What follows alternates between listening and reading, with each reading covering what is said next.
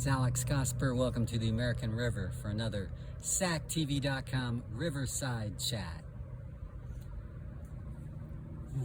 I love coming here because it frees my mind, lets me really get in touch with my real views, which can become clouded sometimes when you get too ingrained in the concrete jungle, which is like kind of the normal world where most people live, I guess. That's completely wired into big dumb media as its guide. I try to mix all that stuff together and keep an open mind about the differences between left and right, that they aren't movements, they aren't synonyms of political parties, they really aren't organizations. They're just categories of viewpoints. The original idea of left versus right goes back to the French Revolution in the 18th century, late 18th century, in which they were able to categorize people as their relationship with the establishment. If you believed in the monarchy and keeping it going, keeping that system of aristocrats and kings and queens going, you were on the, you would sit on the right to the leader of the assembly. And if you believed in a new system, like a democratic republic or some other system, you would sit on the left. So that's where those ideas originated from. And then over time, left and right have come to mean lots of different things that have been just mixed up by big dumb media. That's part of their job, is to mix those two things up so that people have arguments over it and tension develops and it moves markets back and forth, which is the goal, the complete goal of capitalism, is to see markets move back and forth. I mean, the system is left is for people who want to change the system, make it better, like new ideas, and you'll find a lot of educators and scientists on the left. And then status quo, or a centrist view, would be the establishment, which is whatever's in power at the moment. So the established order, the established power, that would be measured as the establishment, like the current centrist view.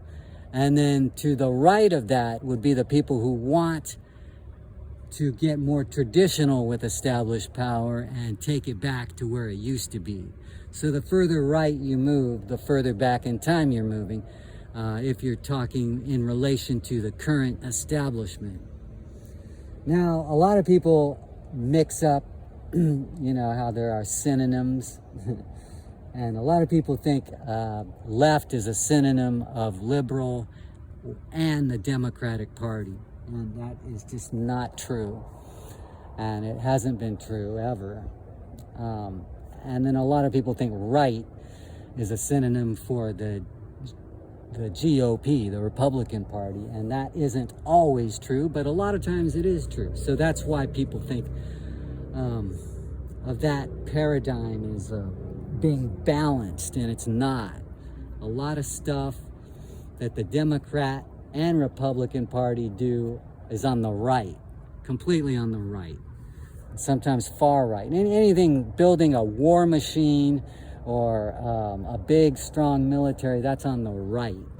The Democratic Party, the reason why a lot of people associate them with the left is because there have been some outspoken left speakers from that party, and they've been the most extreme at voicing left views. Big dumb media knows the difference. They just love moving markets back and forth by creating all this friction and tension. They really stepped it up during COVID, because that initially happened under Trump, and Trump was going along with, you know, big pharma. He was basically handing Pfizer a $2 billion contract after they had been found guilty of felony fraud, of fraudulent marketing, for $2 billion. under the Obama administration. So one time pharma was, considered just a greedy industry by the left and by Democrats. But after Trump was defeated and Biden took over the COVID problem, Biden kept on going with big pharma as the solution. So that made it look like a shift that the left, even Biden has never been on the left. Everyone keeps mixing that up. It made it appear, though, this delusion that the left somehow was now for big pharma, like big greedy pharma. And that just hasn't been true. The left is the left. It has nothing to do with which political party you're part of. The left frowns upon corruption, and that's what surrounds the pharma industry. So if you started frowning upon the pharma industry over COVID, then you were frowning upon their corruption, and that puts you on the left, whether you thought you were on the left or right, or you thought you were a Democrat or a Republican. That's how it all got mixed up by big, dumb media, which supports both parties, takes money from both parties, and then leans in a certain direction in its coverage. And a lot of people have been really mixed up over the definition of words like Democratic and Republican. A lot of Democrats pride themselves on thinking they're Democrats because they believe in a democratic form of government. They believe in democracy.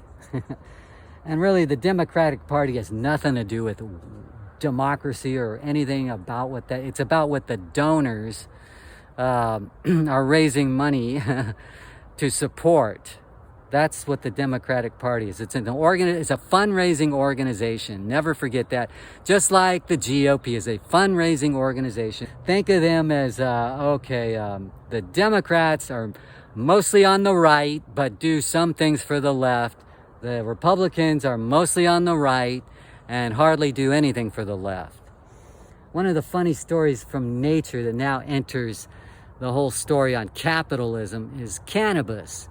Because at one time, just the left supported legalization of cannabis, and whereas the right was firmly against it.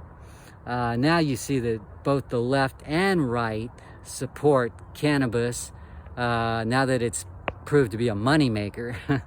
For the most part, people who want to know the difference between the two parties, Republican has always been the party of big business from Lincoln on. It's been about big railroads and then big companies supporting just big infrastructure from then on, and kind of like welfare for big business and big cartels. So in a way it mixes with socialism, even though Republicans would never admit that.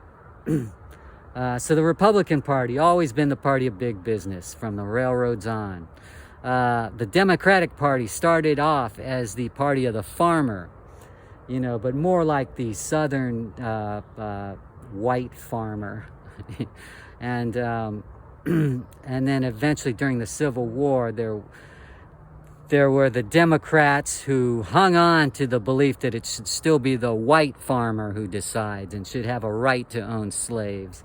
So the Democratic Party was closely associated with slavery through the Civil War. But then in the post-Civil War, you started getting a split in the Democrats, mainly in the South, where you still had people who wanted slave owners, and those were the really far-right Democratic Southerners.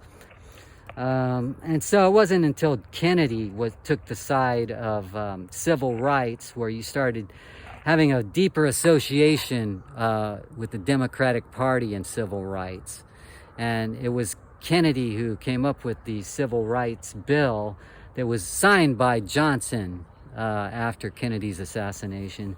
And so a lot of people associate Johnson, the Democrat, as being a liberal, lefty civil rights guy, even though he really signed it to help him get a landslide in 1964. He was looking for expanding upon his political base to get the black vote, and so that's the way he signed the Civil Rights Act. He himself was not that deep into civil rights.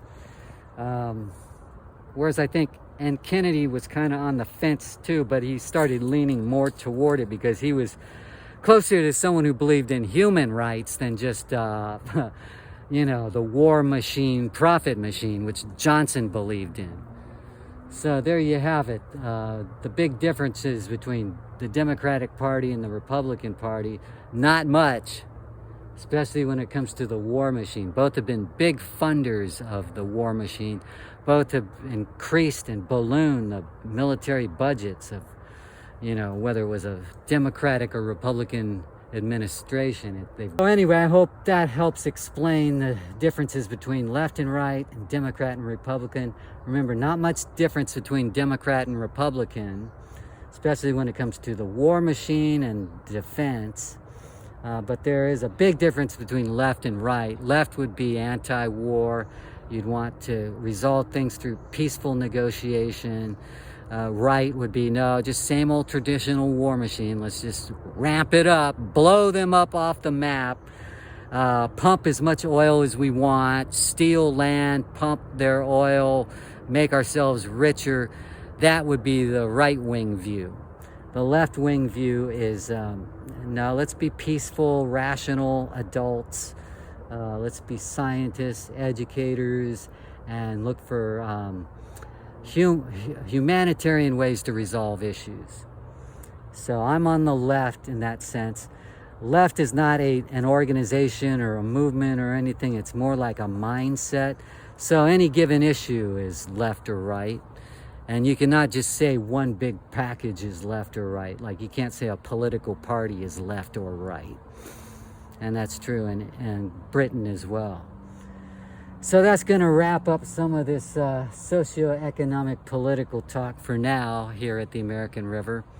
And I want to reiterate something about the stock market and the economy and all that. The stock market is not the economy.